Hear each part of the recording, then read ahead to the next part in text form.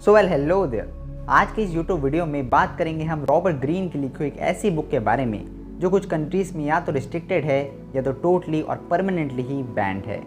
दुनिया के कुछ जेलों में अलाउडेड ही नहीं है क्योंकि ये बुक इतनी ज़्यादा मैनिपुलेटिव और इतनी ज़्यादा डेंजरस है कि लोगों को लगता है कि कोई भी आदमी जिसको अच्छे से समझ जाए वो किसी को भी अपने लाइफ में कंट्रोल और मैनिपुलेट कर सकता है।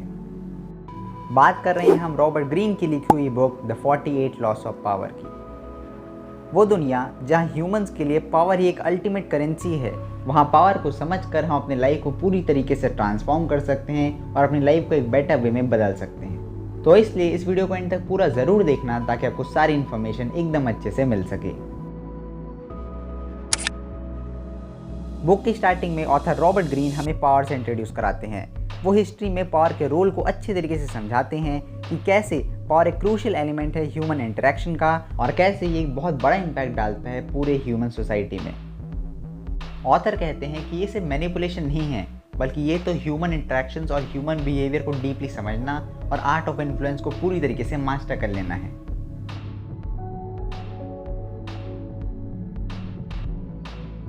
बुक में ऑथर हमें पावर के 48 लॉस के बारे में अच्छे तरीके से बताते और समझाते हैं। तो इसलिए अब हम हर एक लॉ को ब्रेक करके उसको डिटेल में समझने और उसमें बताए गए सभी विजडम को अच्छे तरीके से एक्सप्लोर करने की अब पूरी कोशिश करेंगे और हर लॉ को अच्छे तरीके से समझेंगे डिटेल में।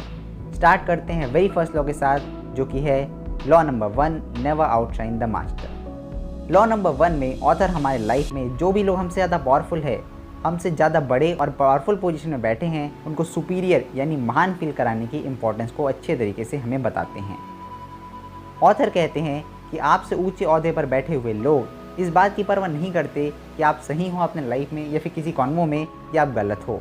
वो बस अपनी बात मनवाना चाहते हैं और अपने आप को किसी न किसी तरीके से सुपीरियर फील करना चाहते हैं, हाई फील करना चाहते हैं। और ऑथर कहते हैं कि पावरफुल लोग अपनी बात ना मानने पर किसी को भी नुकसान पहुँचा सकते हैं। तो इसलिए आपको भी अपने लाइफ में पावरफुल लोगों से थोड़ा ज़्यादा सावधान और ज़्यादा केयरफुल रहना चाहिए। और इसी चीज़ को समझाने के लिए ऑथर हमें एक हिस्टोरिकल एग्जाम्पल भी देते हैं, फ्रांस के सन किंग लुइस 14 और उनके फाइनेंस मिनिस्टर निकोलस फौकेट का। तो एक्चुअली में हुआ ये था कि फ्रांस के फाइनेंस मिनिस्टर ने एक बहुत बड़ी पार्टी थ्रो की थी अपने वेल्थ और लग्जरी को शो ऑफ करने के लिए। वो बस बताना चाहते थे लोगों को कि देखो मेरे पास कितना ज़्यादा वेल्थ है और मैं कितना ज़्यादा अमीर और पावरफुल हूँ, जिसको देख के वहाँ के राजा लुइस 14 को इनसिक्योरिटी फील होने लगी। उसे लगा कि लोग इसको ज़्यादा इंपॉर्टेंस दे रहे हैं उसके कंपैरिजन में और उसको इन्फीरियर फील होने लगा, जिसके बाद राजा ने अपने फाइनेंस मिनिस्टर को थ्रेटन किया और उसको फिर आजीवन कारावास में डाल दिया। वहीं दूसरी तरफ अर्ली 1600s में फेमस इटालियन एस्ट्रोनॉमर और मैथमेटिशियन गैलीलियो भी एक बड़े संकट में थे। वो वहाँ के ग्रेट रूलर्स पे डिपेंड करते थे अपने रिसर्च को फंड करने के लिए, और चाहे वो कितनी भी बड़ी डिस्कवरी क्यों ना कर ले, कितनी भी महान इन्वेंशन क्यों ना कर ले, वहाँ के रूलर्स को ये सब चीज़ में एक्चुअली में कहाँ इंटरेस्ट रहता था। उन लोगों को तो बस अपनी ख्याति, अपनी ग्लोरी की ही फिक्र रहती थी। तो इसलिए गैलीलियो को कॉन्स्टेंट फाइनेंशियल स्ट्रेस और रूलर पे डिपेंडेंसी हमेशा फील होती थी। ईयर 1610 में गैलीलियो ने एक नई स्ट्रैटेजी यूज़ की। उन्होंने जब जुपिटर्स के मून की डिस्कवरी की तब उन्होंने अपने पैट्रियन को कुछ गिफ्ट करने के बजाय वहाँ के रूलर्स, ग्रेट रूलर्स मेडिसिस को ग्लोरीफाई करना सही समझा। उन्होंने जुपिटर के मून को रूलर मेडिसिस से रिलेट करके उनको ग्लोरीफाई किया और उन्होंने अपनी इस डिस्कवरी को लोगों के सामने इस तरीके से प्रेजेंट किया, कुछ इस तरीके से लोगों को बताया इस डिस्कवरी के बारे में, जिससे किंग मेडिसिस की ग्लोरी लोगों के बीच लाख गुना बढ़ गई। जिससे खुश होकर रूलर ने गैलीलियो को अपने कोर्ट का ऑफिशियल फिलोसोफर और साइंटिस्ट बना लिया, वो भी फुल सैलरी के साथ। और कुछ इस तरीके से गैलीलियो को अपने रिसर्च के लिए कांस्टेंट फंडिंग मिल गई और उनके फाइनेंशियल स्ट्रेस हमेशा के लिए ही खत्म हो गया। वेल, तो ये है पावर का law number 1, never outshine your master. और ये है इस लॉ के कुछ इंपॉर्टेंट की पॉइंट्स।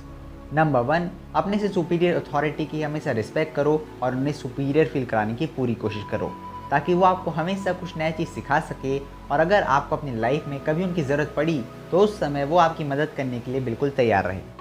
नंबर 2, आपको अपने लाइफ में अपने से ज़्यादा पावरफुल लोगों से डायरेक्ट कंपटीशन करना टोटली अवॉइड करना चाहिए। और फाइनली, अपने सुपीरियर को सपोर्ट करके उन्हें मैनिपुलेट और पूरी तरीके से कंट्रोल करना सीखो। और हाँ, ये सब आपको इस तरीके से करना है कि जो बिल्कुल एकदम जेन्युइन लगे। अगर आपसे ऊपर बैठे वाले अथॉरिटी के लोगों को ये बात अच्छे से समझ आ गई कि आप ये सब लॉस को यूज़ करके उन्हें कंट्रोल और मैनिपुलेट करने की पूरी तरीके से कोशिश कर रहे हो, तो आप अच्छा तो छोड़ो, आपको उल्टे रिजल्ट भी बिल्कुल मिल सकते हैं, यानी कि आपको लेने के देने पड़ जाएंगे। और वेल, ऑथर आपको ये नहीं बोल रहे कि आप हर बड़े लोगों की चापलूसी करने लग जाओ। नहीं, ऑथर का ये कहना बिल्कुल भी नहीं है।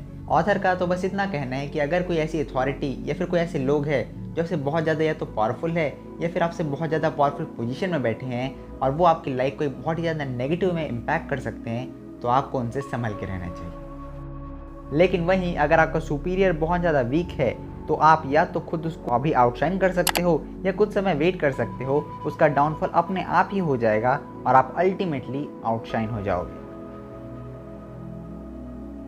पावर एक सोशल गेम है, इसको अच्छे से सीखने और मास्टर करने के लिए आपको लोगों को समझना आना चाहिए। पावर के गेम को सीखने के लिए आपको अपने पर्सपेक्टिव को सही और पावरफुल वे में चेंज करना पड़ेगा।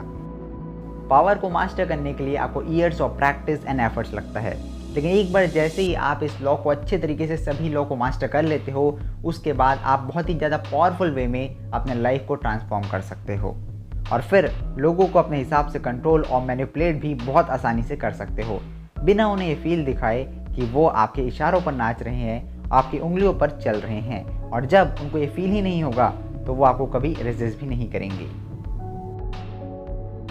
वेल, ऑथर हमें 48 लॉज देते हैं पावर के, और ये सभी लॉ आपकी लाइफ में कभी ना कभी ज़रूर काम आएंगे और आपकी लाइफ में तगड़ा वैल्यू एडिशन भी करेंगे। और इसलिए अपकमिंग वीडियोस में हम रिमेनिंग 47 लॉज को डीपली में एक्सप्लोर करेंगे, तो इसलिए इस चैनल को अभी सब्सक्राइब कर लो ताकि आपको ये सब पावरफुल कंटेंट फ्यूचर में भी और मिले। नेवर वेस्ट वैल्यूएबल टाइम और mental peace on the fears of other, that is too high a price to pay. तो आपको हमारा कंटेंट कैसा लगा, आप हमें कमेंट करके ज़रूर बताइए। अगर आपको हमारा वीडियो सही में अच्छा लगा हो तो इस वीडियो को लाइक कीजिए, और अगर आप फ्यूचर में ऐसी वीडियोस और देखना चाहते हो तो इस चैनल को सब्सक्राइब कीजिए और बेल नोटिफिकेशन को ऑन कर दीजिए।